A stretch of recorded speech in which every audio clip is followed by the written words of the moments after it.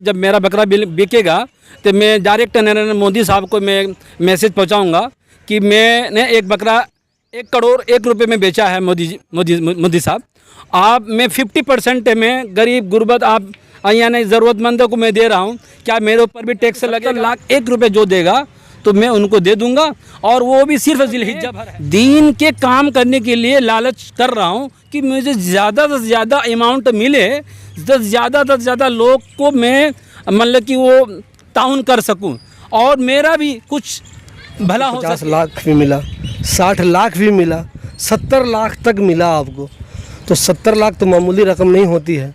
तो आखिर इससे ज़्यादा आपको क्या चाहिए? 70 लाख वाले में क्यों तैयार नहीं? इनका ये बकरा नहीं बिकता है। बकरी की ये खबर आपको बार बार कुछ ना कुछ इंटरवल पे मिलती रहेगी। बकरीद ख़त्म हो चुकी है, लेकिन मुझे यकीन है आप में से ज़्यादातर लोग ऐसे होंगे जिनके फ्रीज़ में बकरीद का गोश्त अभी भी बचा हुआ होगा। ठीक वैसे ही जैसे हाफिज़ साहब का बकरा बकरीद ख़त्म हो जाने के बाद भी अभी भी बचा हुआ है। आप में से बहुत से लोग मुझसे ये सवाल करते हैं कि हाफिज़ साहब के बकरे का हुआ क्या, वो बिका कितने में, आखिर उसकी कीमत अब तक कितनी लग चुकी है, वो आखिर इसे क्यों नहीं बेच रहे हैं। हाफिज़ साहब, सबसे पहले मुझे ये बताइए, बकरीद ख़त्म हो गई लेकिन बकरा आपका अभी भी बचा हुआ है, आखिर आप चाहते क्या हैं? जी, अस्सलाम वालेकुम रहमतुल्लाहि व बरकातुहू। मैं सबसे पहले ये बताना चाहता हूँ कि बकरीद ख़त्म तो हो गया है, मगर हज़रत इब्राहीम अलैहिस्सलाम की जो सुन्नत इब्राहीम है वो ख़त्म नहीं हुआ है। वो आने वाला साल भी हो सकता है, इसलिए ये अब नहीं हो पाया है। असल बात ये, जब 1 साल का था तभी इस बकरे की कुर्बानी होने वाली थी, मगर अल्लाह को मंजूर नहीं था। छोटा था तो मैं से और इसे 1 साल पालूँ। जब दूसरे साल हुआ तो मैं से लाऊँ दे ली, या तो उसमें मेरी तबीयत ख़राब हो गई, फिर भी अल्लाह को मंजूर नहीं था, अल्लाह बेहतर जानता है। फिर ये तीसरी बार भी लाने के लिए सोचा और बस 5 दिन रह गया था। मैं सोचा इस बार भी लग रहा है कि नहीं ले आ पाऊँगा दिल्ली, तो इस बार भी बहुत इधर उधर परेशानी से के साथ इसको लाया गया। अब कैसे इसको कि कहाँ लगाया जाए, क्या किया जाए, मेरा तो बिजनेस है नहीं है, तो बस तो ये तो नेमत के तौर पर था। मैं एक बार इसको जामे मस्जिद ले गया तो और वहाँ पर लोग मेरी मजाक उड़ा रहे थे कि ये वो कोई बोल रहा है 50,000 का, कोई बोल रहा है 10,000 का है, कोई बोल रहा है 20,000 है, इतना कौन महंगा लेगा। मैं कहा कि बोलने वाले बोलने दीजिए, मैं तो अपना काम करूँगा।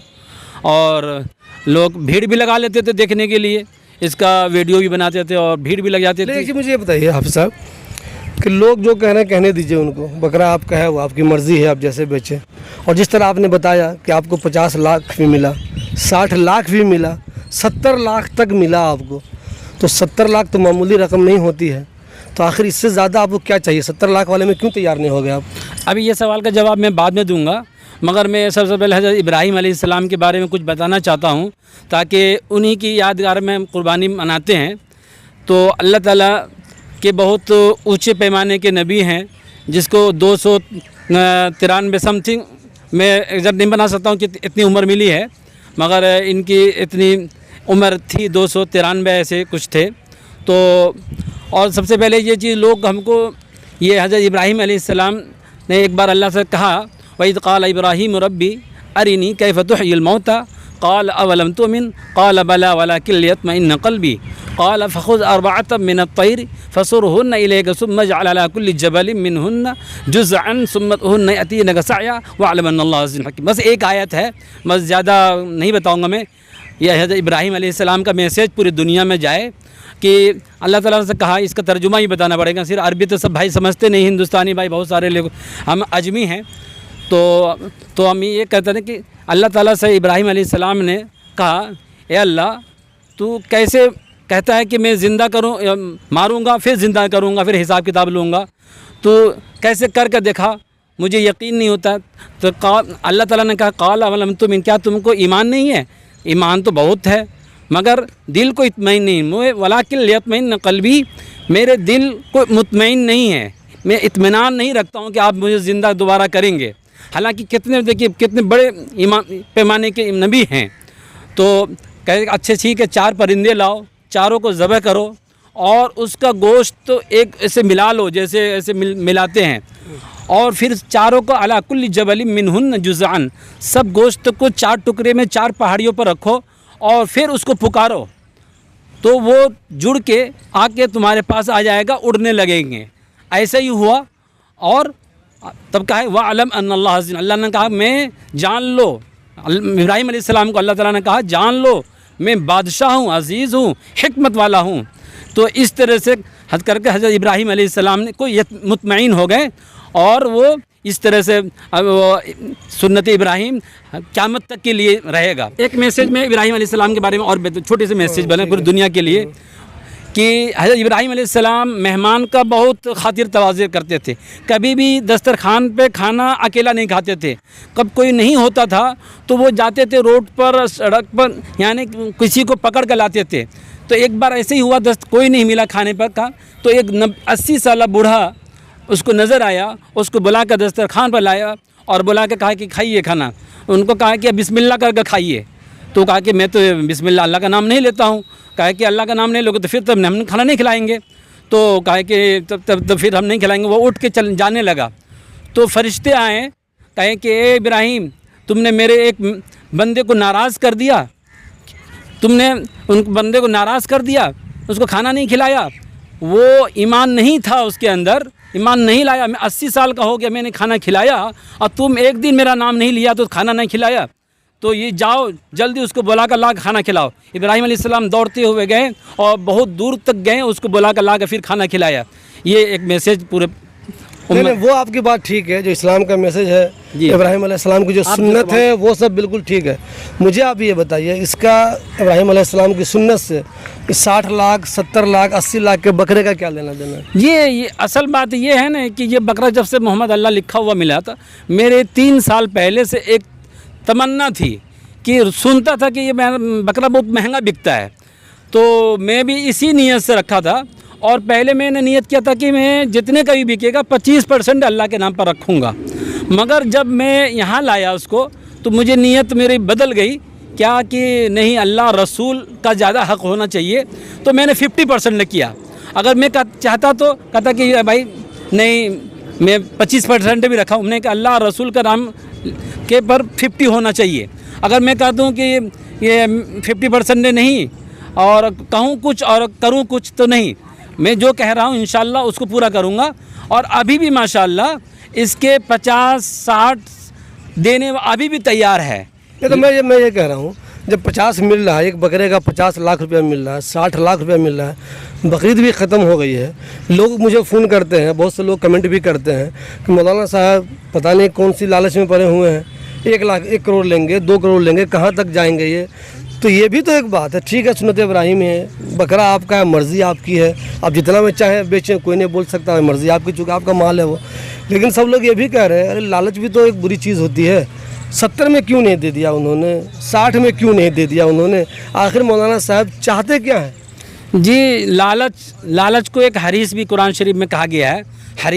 हरीस अल्लाह के रसूल का नाम भी एक सिफाती नाम में हरीस नाम है। अल्लाह के रसूल सल्लल्लाहु अलैहि वसल्लम हरीस थे, मगर दीन के काम में हरीस थे।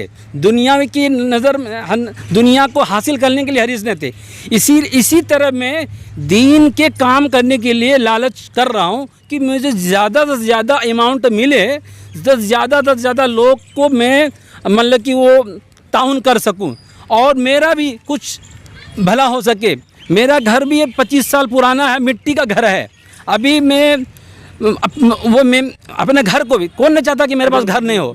जो भी हदिया आएगा आधा मैं रखूँगा तो मेरा घर भी हो जाएगा माशाल्लाह, और अपने यहाँ भी अच्छी तरह से ज़िंदगी गुजारेंगे और लोगों को ज़्यादा से ज़्यादा फ़ायदा होगा।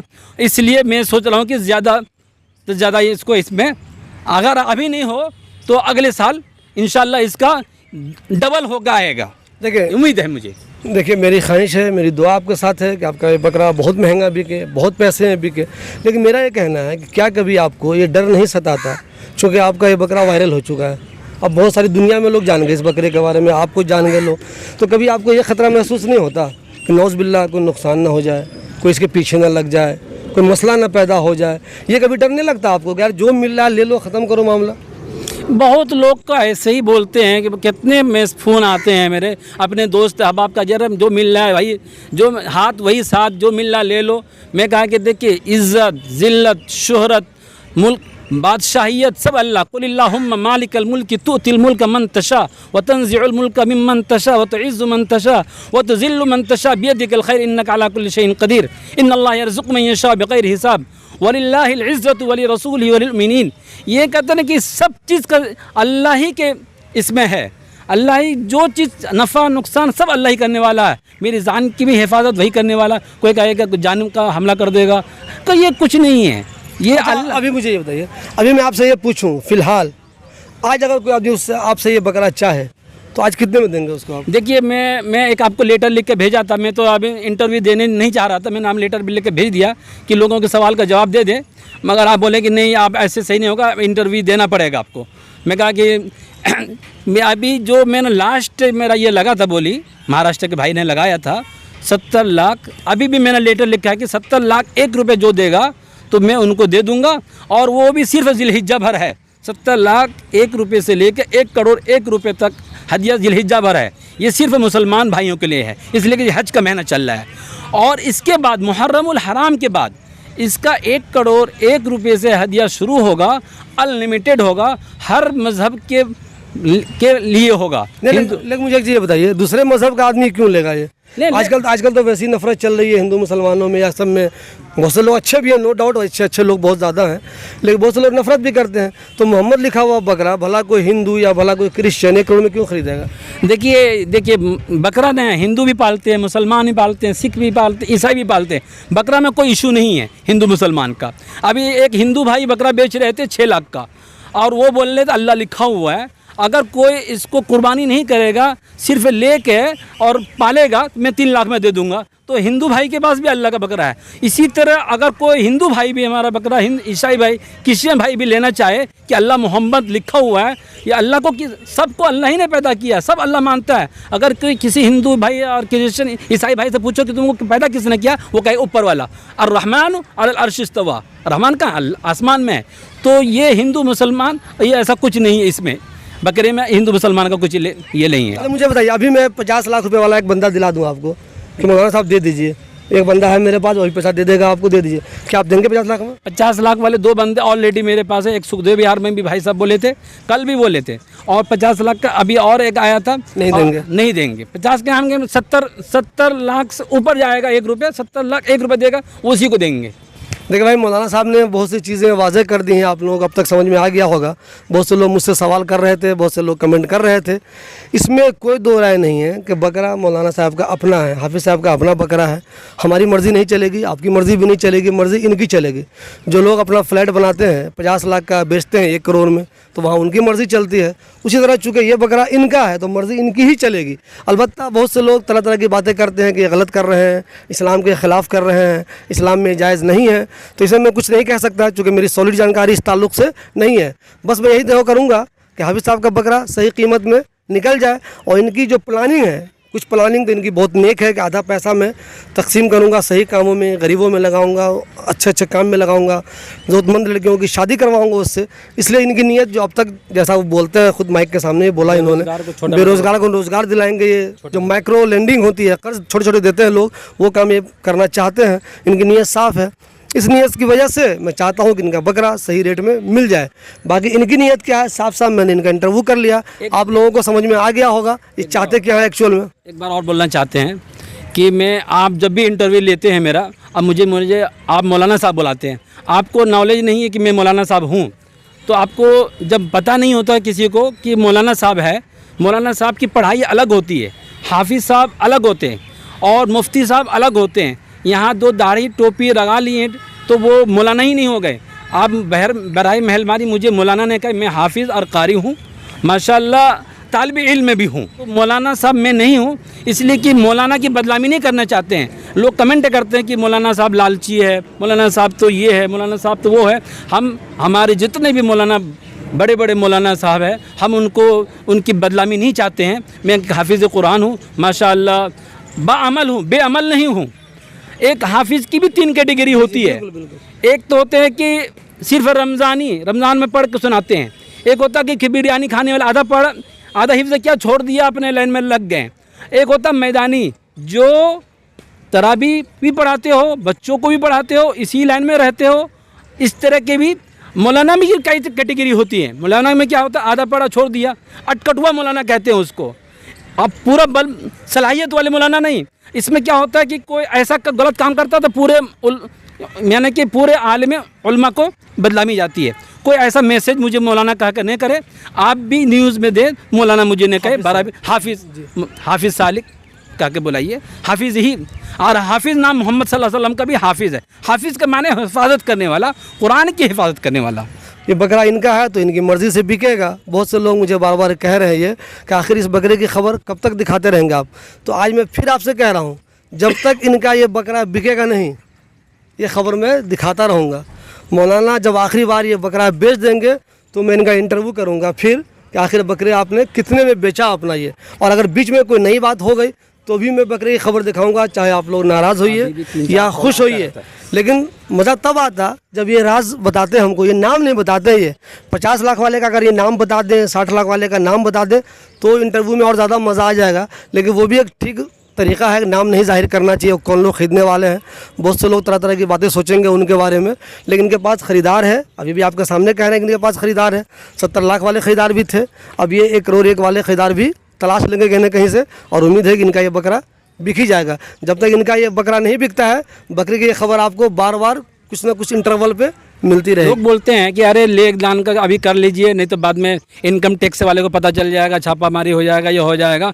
मैं कह रहा हूँ कि जब मेरा बकरा बिकेगा तो मैं डायरेक्ट नरेंद्र मोदी साहब को मैं मैसेज पहुँचाऊँगा कि मैंने एक बकरा 1 करोड़ 1 रुपये में बेचा है। मोदी साहब, आप मैं 50% में गरीब गुरबत आप यानी ज़रूरतमंदों को मैं दे रहा हूँ, क्या मेरे ऊपर भी टैक्स लगेगा तो मैं देने के लिए तैयार हूँ। और टैक्स से मैं फिर करूँगा, तो भी टैक्स अगर मेरे ऊपर बैठाया जाएगा, 50% मैं टैक्स दे ही रहा हूँ। जैसे ज़कात होता है इसी तरह टैक्स से भी होता है। ज़कात नहीं देंगे तो गुनहगार होंगे। अगर आप कमा रहे हैं और टैक्स नहीं दे रहे हैं तो समझ लीजिए आप मुल्क के साथ धोखा दे रहे हैं।